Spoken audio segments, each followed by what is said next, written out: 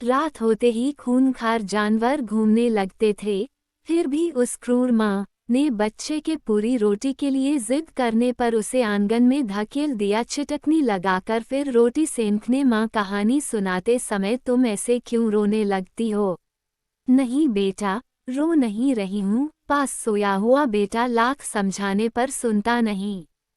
माँ पर जवाब देने के लिए लगातार जोर दे रहा है, लाख जतन करने पर भी सो नहीं रहा है। भला अब बक्का कहानी सुनाकर कैसे उसे सांत्वना दे सकती है? लो, अब बहुत रात हो गई। कहानी सुनते सुनते सो जाओ बेटा। उस बच्चे को बड़ा डर नहीं। शीनू कुछ भी सुनने को तैयार नहीं है। साड़ी के पल्लू से अब बक्का आंसू पोंछकर बेटे की पीठ सहलाते हुए फुसफुसाते हुए बोली, जोर से मत बोल बेटा, पालने में सोया छोटू जाग जाएगा। अब कहानी सुनो। उस बच्चे के इतनी जोर से रोने पर भी पापी माँ नहीं, मैं कहानी नहीं सुनना चाहता। यह बताओ कि सुबह से तुम लगातार ऐसे क्यों रोए जा रही हो? 8 साल का होने पर भी यह बच्चा बड़ा समझदार है। उसे माँ से बहुत प्यार है। हरेक को छाती जांघ दिखाए बिना जीना मुश्किल है। जन्म देने वाली अब बक्का का मन रो रहा था, भला शीनू को यह सब क्यों न बता दिया जाए? बताया जा सकता है, पर कैसे? तेरा एक बड़ा भैया था बेटा, आज उसका जन्मदिन है। कहाँ है भैया? माँ अब बक्का इसका उत्तर क्या दे? जितना ही सोचती उसके दिल में अमावस का अंधेरा घर करने लगता है। भैया कहाँ गया? क्या वह बता सकती है? लाम पर गया है, कहीं दूर के होटल में नौकरी करने चला गया है, कारखाने में काम करने गया है, बाजार में दूसरों का सामान ढोने के लिए कुली के काम में लग गया है, या अनाथ की तरह उसने कहीं प्राण छोड़ दिए हैं। माँ द्वारा त्यागने वाले बच्चे को क्या सुख मिलता है, क्या दुख है, वह क्या बता सकती है?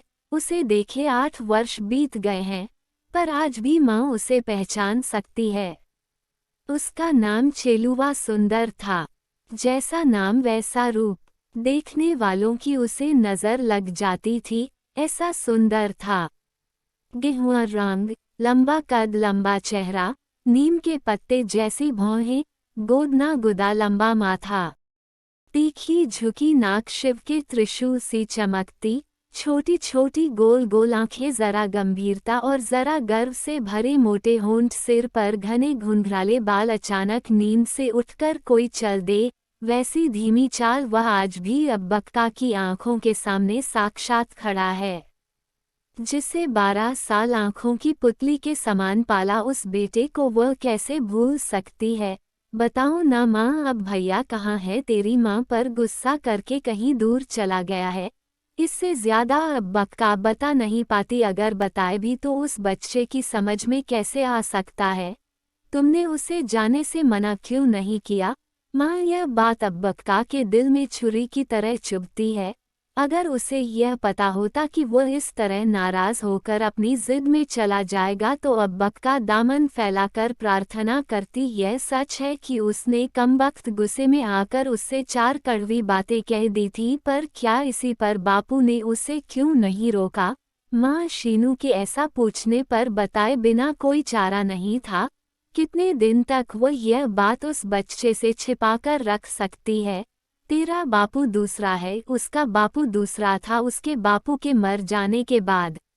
अब बक्का दूसरे मर्द के साथ रहने लगी थी। उसका बाप उसके पैदा होते समय ही मर गया था। बाद में 13 साल मजूरी करके उसने उसे पाल पोस कर बड़ा किया, बाद में इस मर्द के साथ बैठ गई। इसी बात पर माँ और बेटे में मनमुटाव शुरू हो गया। बताने पर भी इन बातों को यह बच्चा शीनू कैसे समझेगा? बच्चे की समझ में कुछ भी न आया। वो आंखें फाड़े चुपचाप देखे जा रहा था। बाद में अकेला जीना कठिन हो गया था। नए मोह में फंसकर शायद मुझे ऐसा नहीं करना चाहिए था, पर उसकी जाति में क्या ऐसा नहीं होता? सीतू ने क्या दूसरा नहीं कर लिया था? अक्कू एक के बाद एक 3 मर्दों के साथ नहीं बैठी थी। 5 बच्चों की माँ मीठी ने हाल ही में ऐसा नहीं किया है क्या? ऐसी स्थिति में मेरा ही क्या दोष, पर 13 वर्ष के बेटे के मना करने पर भी उसकी बात को टालकर दूसरा मर्द करना, तो क्या चेलुवा को दूसरों के उकसाने पर मुझसे जबान लड़ानी चाहिए थी।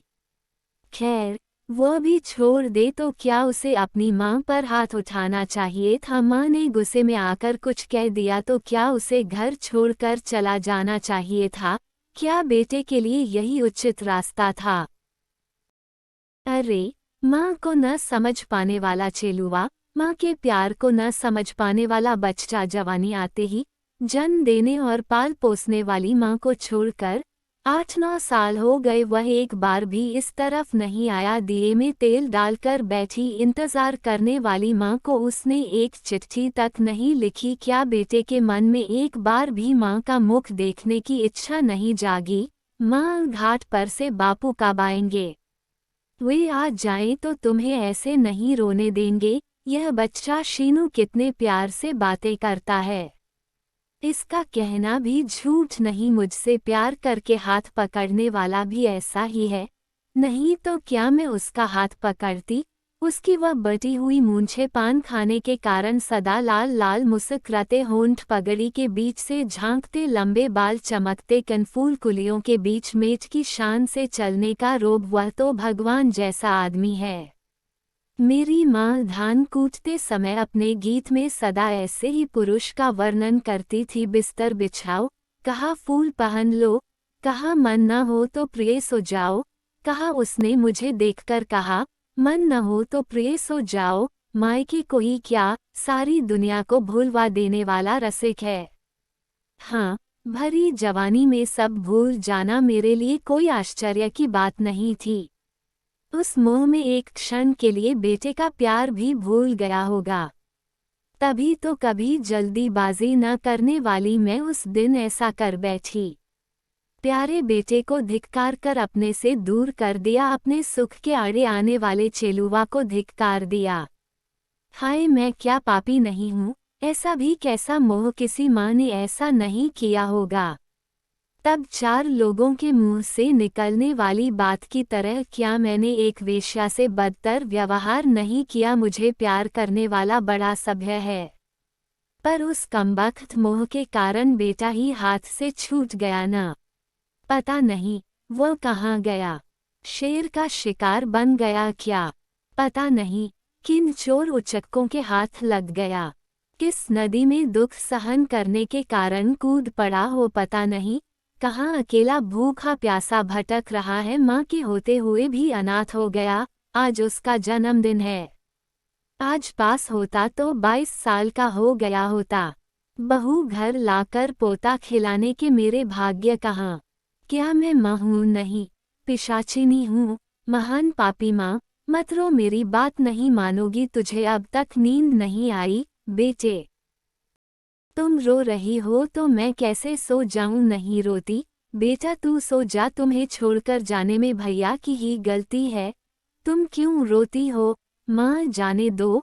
बताओ वह कहानी आगे क्या हुई। जब वह बच्चा रो रहा था, रोते रहने पर भी मेरे जैसी कठोर माँ को दया नहीं आई। तभी बांसों के झुंड में सर सर की सी आवाज हुई। बच्चा अपनी छोटी छोटी आंखें फैलाकर उस ओर देखने लगा तो वहां एक बब्बर शेर खड़ा था। बच्चा कांप उठा। अपने छोटे छोटे हाथों से उसने दरवाज़ा थपथपाया और प्यारी प्यारी आवाज में कहा, माँ, आधी रोटी ही ठीक है, दरवाज़ा खोल दे। वह गिड़गिड़ा रहा था। बेचारे बच्चे का शेर है कहने के लिए मुंह नहीं खुल पा रहा था। उस मेरी जैसी क्रूर माँ का चीखने वाले बच्चे की ओर ध्यान नहीं गया।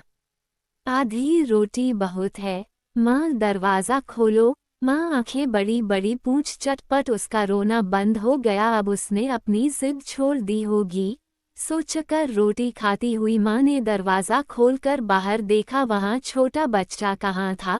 वह तो कभी का शेर का शिकार हो चुका था। नीच माँ के कारण, पापी माँ के कारण, दुष्ट माँ के कारण बच्चा हाथ आया हुआ बच्चा शेर के मुंह का कौर बन गया था। शेर के मुंह का पता नहीं किस जंगल में, किस नदी की शरण में, पता नहीं कहाँ। हाय राम, हाय भगवान, आएगा वह या नहीं आएगा वह? मेरा बड़ा बेटा, मेरी आंखों का तारा, वो चेलुआ, मैंने ही उसे अपने हाथों से धकेल दिया। वो प्यारा मुन्ना, वह आएगा या नहीं आएगा? उसकी बात जोते जोते थक गई है। अब बक्का उसके आंगन के सामने फैले पहाड़ों और जंगलों में दूर जाकर खो जाने वाली बल खाती उस पगडंडी पर से बेटे के लौटने की प्रतीक्षा में माँ आंसू बहाती रही। आएगा वह या नहीं आएगा? आए तो खाने के लिए रखी कटहल की चटनी देगी, पहनने को अच्छे कपड़े देगी, जोड़ कर रखे चांदी के 300 रुपये खर्च करके उसकी शादी करेगी। चाहे वह घर में ही बैठा रहे, लेकिन पति के मुंह से कोई कठोर बात उसे नहीं सुनने देगी। वह बेटे को इस प्रकार संभालेगी। पर वह चेलुआ आएगा या नहीं आएगा? वह मेरा प्यारा मुन्ना आएगा या नहीं आएगा? आएगा। यह किसकी आवाज़ है? माँ माँ माँ, किसकी ध्वनि? दोपहर की तपती धूप के कारण थकी ध्वनि, मृदु और कोमल प्रिय थकी ध्वनि, जैसे किसी ने माँ कहा हो। अरे दरवाज़ा खोलने से पहले ही दिल ऐसा क्यों वहाँ तू आ गया? बेटा आखिर इतने दिन के बाद आ गया न? अपनी माँ की गलती को माफ़ कर दिया? बैठो बेटा, कितने दुबले हो गए हो, प्यासे हो, भूखे हो, कहाँ कहाँ अनाथ की तरह भटकते रहे। मेरे बेटे, मेरे मुन्ने, तेल मलकर तुझे नहलाऊंगी। बेटे अब मुझे छोड़कर कहीं भी मत जाना, माँ के पेट पर लात मार कर नहीं जाना, समझ ले। तेरे बिना मैं अब जिंदा नहीं रह सकती। हाय हाय, यह क्या? बेटे अब कहाँ चले? माँ को छोड़कर क्यों जा रहे हो? ऐसा क्यों दूर दूर ओस की तरह धीरे धीरे अदृश्य हो रहे हो? चेलुआ, तुझे माँ नहीं चाहिए क्या? तुम्हारी आंखों में ऐसा तिरस्कार क्यों? नहीं, ऐसे आंखें फाड़कर मत देख बेटे, तुम्हारे लिए उन्हें अपने प्राणों से प्यारे, उन्हें भी त्याग दूंगी। पर ये 2 बच्चे भी मेरे पेट से पैदा हुए हैं, तेरे समान ही वे मेरे बेटे हैं, तेरे छोटे भाई हैं। चेलुआ तुझे अपना बड़ा भाई मानकर प्यार करेंगे बेटे, बहुत बहुत प्यार करेंगे। उन्हें भी मैं किसी प्रकार त्याग नहीं सकती बेटा। मेरे लिए तेरे पांव पड़ती हूँ, मेरे लिए रुक जा बेटे, मेरी कसम रुक जा, रुक जा। चेलुआ, चेलू माँ माँ माँ, नींद में ऐसे क्यों बड़बड़ा रही हो? तुम्हें क्या हो गया है? पास ही सोया शीनू अभी सोई माँ को हिलाकर पूछता है। पालने में पड़ा शिशु माँ के दूध के लिए रोने लगता है।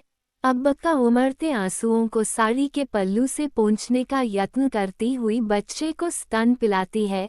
उस नीरव गंभीर अंधेरे में बच्चा दुखी तप्त हृदय का दूध चूसता है, मीठा दूध, परंतु माँ की आंखों से उमड़ रहा है खारा पानी।